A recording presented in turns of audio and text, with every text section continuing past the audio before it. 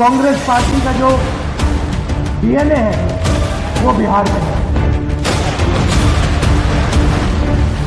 देश के सब ऑपोजिशन की पार्टियां आई हैं, एक साथ मिलकर हम बीजेपी को हराने जा रहे हैं।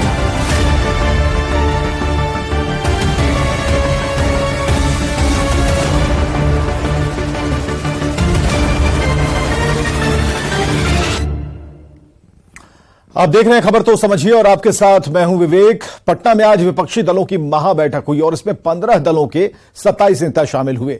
विरोधियों के महामंथन में अगले साल होने वाले लोकसभा चुनाव में बीजेपी के खिलाफ एकजुट होकर मैदान में उतरने की साझा रणनीति पर सहमति बनी और करीब 3.25 घंटे तक इस बैठक के बाद सभी नेताओं ने संयुक्त प्रेस कॉन्फ्रेंस कर यह दावा किया कि लोकसभा चुनाव में सभी एक साथ मिलकर बीजेपी को पटखनी देंगे। यहां सवाल यह है कि हम सब एक हैं से आखिर विपक्ष कितना आगे बढ़ पाया।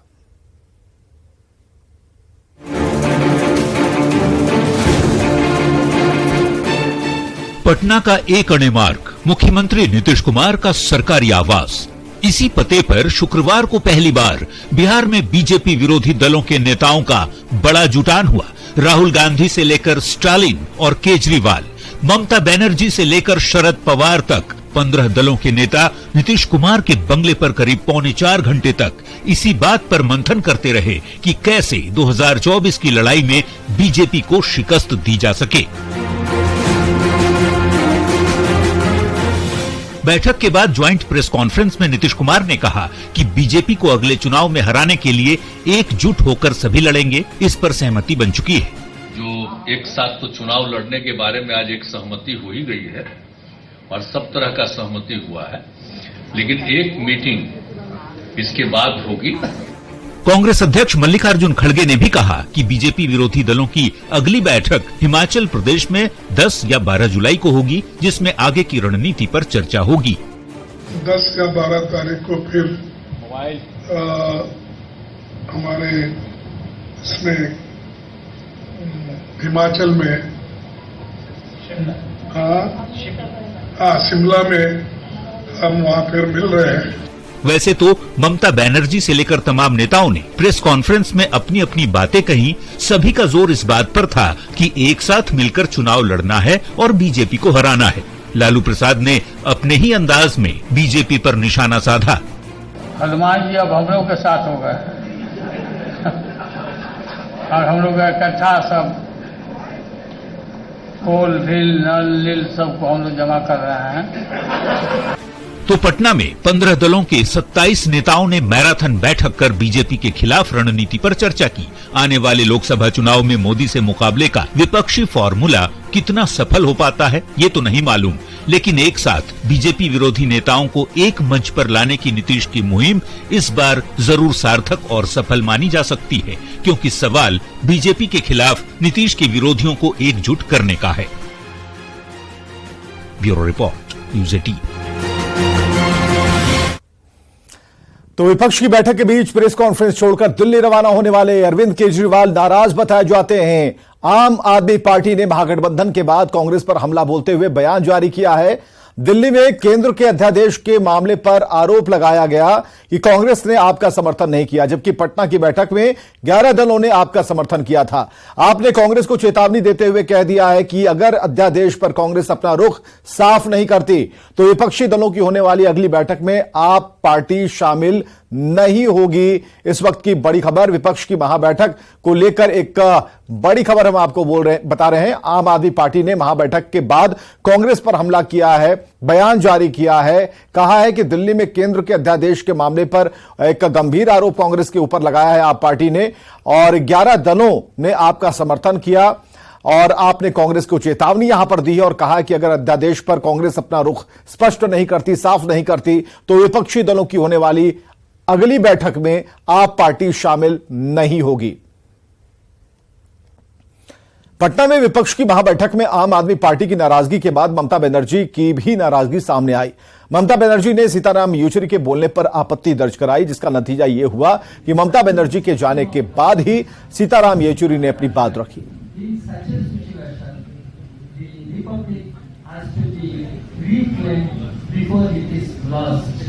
And in order to save the republic, reclaim the republic, we have all agreed and we are of the strong view that BJP has to be defeated in the forthcoming elections. BJP will have to be removed. अब जरा BJP विरोधी दलों की बैठक में एकजुटता के किए जा रहे दावों को जरा समझिए। पटना में सीएम आवास पर 15 दलों के नेता जुटे और तकरीबन 225 मिनट तक 27 नेताओं ने बीजेपी के खिलाफ रणनीति बनाई। तय किया गया कि सब एक साथ मिलकर लड़ेंगे। बीजेपी के खिलाफ पूरा विपक्ष मिलकर ताल ठोकेगा। मैराथन मीटिंग के बाद सभी नेताओं ने ज्वाइंट प्रेस कॉन्फ्रेंस कर इसका ऐलान किया। बीजेपी विरोधी नेताओं की दूसरी बैठक जुलाई महीने में होनी है और शिमला में विपक्षी नेता एक बार फिर बैठेंगे और जो सीटों का फॉर्मूला है उसे तय करने की कोशिश करेंगे। बैठक के पहले दिन ही केजरीवाल ने अपनी नाराजगी जता दी थी। अध्यादेश पर कांग्रेस का सपोर्ट नहीं मिलने से बेहद नाराज हैं अरविंद केजरीवाल। और जो ज्वाइंट पीसी थी केजरीवाल स्टालिन, उसमें शामिल नहीं हुए। विरोधी दलों के बीच सहमति बनाने की एक बड़ी चुनौती है कि अध्यादेश ही नहीं बल्कि कई राज्यों के समीकरण जो हैं वो उल्टे हैं। बिहार में तेजस्वी नीतीश कांग्रेस को बड़ा दिल दिखाने की बात कह रहे हैं। बंगाल में ममता बनर्जी की भी बात उसी तरीके से सामने आ रही है। तो कई इसमें अभी चुनौतियां बाकी हैं जिससे विपक्ष को दो चार होना पड़ेगा। विपक्षी दलों की बैठक पर बीजेपी ने हमला बोला। सुशील मोदी ने बैठक को खोदा पहाड़ निकली चूहिया वाली कहावत से तुलना कर दी। वहीं केंद्रीय मंत्री स्मृति ईरानी ने भी कहा कि आज वे राजनीतिक दल एकजुट हुए जो कभी एक दूसरे को फूटी आंख नहीं सुहाते थे। 1 महीने के प्रयास और 5 घंटे की बैठक के बाद क्या निकला? कुछ नहीं निकला। अगली बैठक कहाँ होगी, इसका डेट क्या होगा, इतना ही तो निकला। बड़ा प्रचार किया जा रहा था कि नीतीश कुमार को कन्वीनर बनाया जाएगा। कहाँ बने कन्वीनर? आम आदमी पार्टी ने प्रेस कॉन्फ्रेंस का बायकॉट कर दिया क्योंकि ऑर्डिनेंस के मुद्दे पर कांग्रेस ने कोई अपनी वचनबद्धता प्रकट नहीं की। इसलिए जो 1-2 राज्यों के जो मुख्यमंत्री थे दिल्ली और पंजाब के, वो लोग शामिल नहीं हुए। तो क्या जल्दबाजी थी जाने की? भाई वो तो सुबह से धमकी दे रहे थे, परसों भी पत्र लिखा उन्होंने। तो यह बैठक तो विफल होगी कि आम आदमी पार्टी जो इसमें जिसकी 2 राज्यों में सरकार है और वो वॉकआउट करके एक तरह से प्रेस कॉन्फ्रेंस में शामिल नहीं हुए क्योंकि उनके मुद्दे पर वहाँ जो चर्चा होकर सहमति बननी चाहिए थी वो सहमति नहीं बनी। इससे बड़ी विफलता और क्या होगी? एजेंडा के बारे में क्या हुआ? केवल बनेगा, कौन होगा कन्वेनर, कौन उसको बनाएगा? कोई कमेटी बनी क्या? कोई कोऑर्डिनेशन कमेटी बनी क्या? कुछ नहीं निकला। इतनी चीज के लिए तो आने की जरूरत क्या थी? आज वो राजनीतिक दल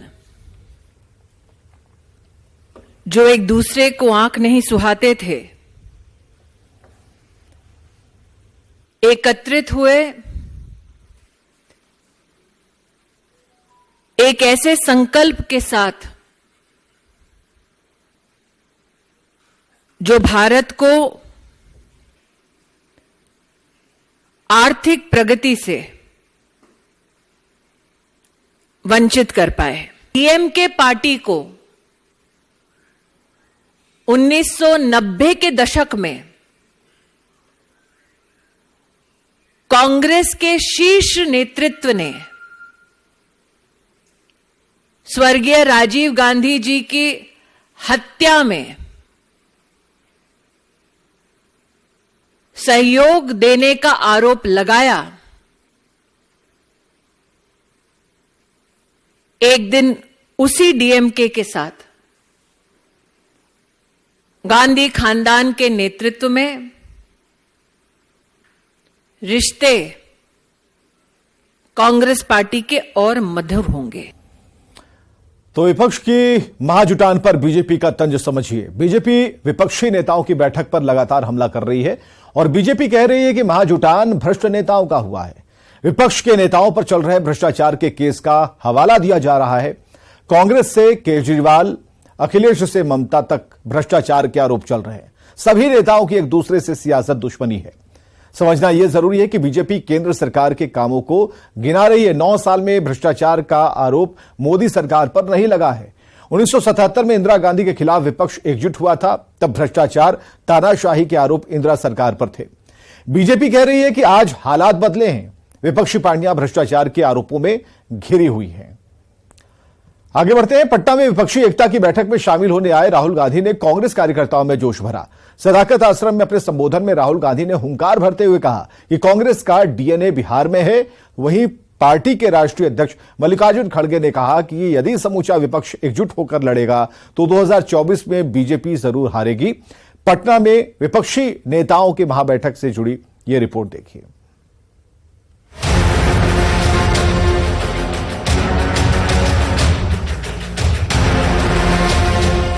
करीब 7 साल बाद कांग्रेस नेता राहुल गांधी बिहार कांग्रेस मुख्यालय यानी सदाकत आश्रम पहुंचे तो कांग्रेसी नेताओं और कार्यकर्ताओं का जोश हाई था।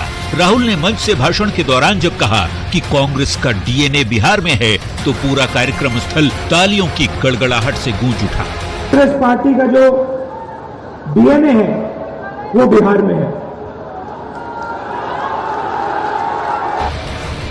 राहुल गांधी ने कहा कि कांग्रेस की भारत जोड़ो विचारधारा है। कांग्रेस का डीएनए बिहार में ही है, जबकि देश में बीजेपी नफरत और हिंसा फैला रही है।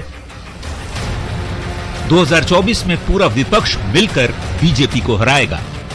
भाइयों और बहनों, आप सबका यहां बहुत बहुत स्वागत, नमस्कार। आपका मूड कैसा है? मूड अच्छा है और इसीलिए आज हम बिहार आए हैं, क्योंकि बिहार में कांग्रेस पार्टी का जो डीएनए है वो बिहार में है।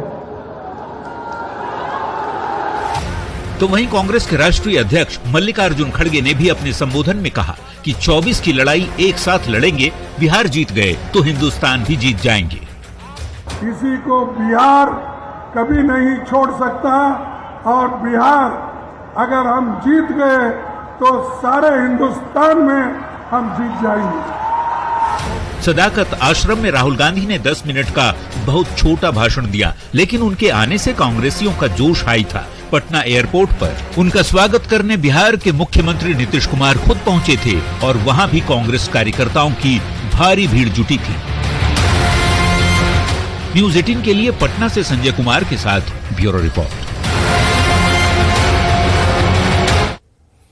राहुल गांधी का बिहार कांग्रेस में जोश भरने के मायने को जरा समझिएगा। राहुल गांधी बिहार में तकरीबन 7 साल बाद आए हैं। विपक्षी दलों के महाजुटान में राहुल गांधी पहुंचे थे और राहुल सबसे पहले सदाकत आश्रम पहुंचे और भारी संख्या में कांग्रेसी नेताओं कार्यकर्ताओं की भीड़ वहां पर जमा थी। राहुल ने कांग्रेस का डीएनए बिहार से है ऐसा कहा और राहुल के भाषण ने बिहार कांग्रेस में जोश भर दिया। लोकसभा चुनाव को जीतने का मंत्र बिहार से दिया गया। बिहार जीते तो देश भर में जीतने की बात कही गई। राहुल के साथ मल्लिकार्जुन खड़गे ने भी कार्यकर्ताओं का जोश बढ़ाया। जीत का मंत्र फूंक कर बिहार में कांग्रेस को मजबूत करने की बात कही गई।